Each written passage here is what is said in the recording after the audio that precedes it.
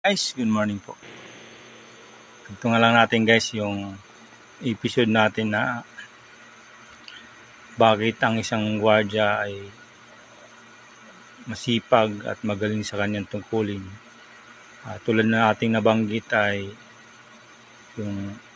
yung kanyang agency ay nakaback up sa lahat ng oras. Ano may yung kanyang ginagampanan ay nakasupport po sila.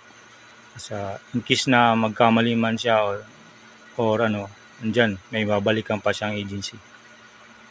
Ito naman guys, pangalawa, syempre guys, kung bakit yan sinisipag at ginagalingan niya. Syempre tulad yan kung may sinusuportahan siya or mga kapatid o magulang o pamilya na may sarili na siyang pamilya. Araw-araw na pangangailangan bahay, tubig, kuryente. Yan po yan guys. Ang isang mga reason bakit sila sinisipag at ginagalingan nila. Kasi nakapag-inspire kasi, nakapag-gawa ng sipag yung kung may mga nakalaang ng bayarin yung inyong pinagtatrabuhan.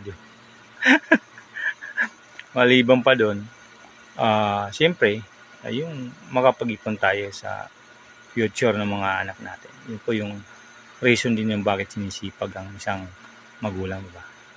Kaya kayo guys, huwag tayo lagi LBM kasing bago matulog. Kasi ang mga bayaran ay nakaabang, diba?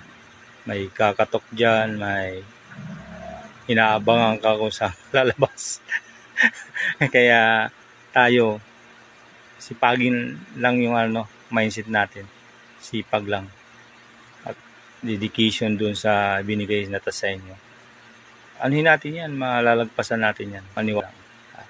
Po natin nyo guys, maniwala na po kayo. Panoorin po ang video ito. Ay, totoo ito.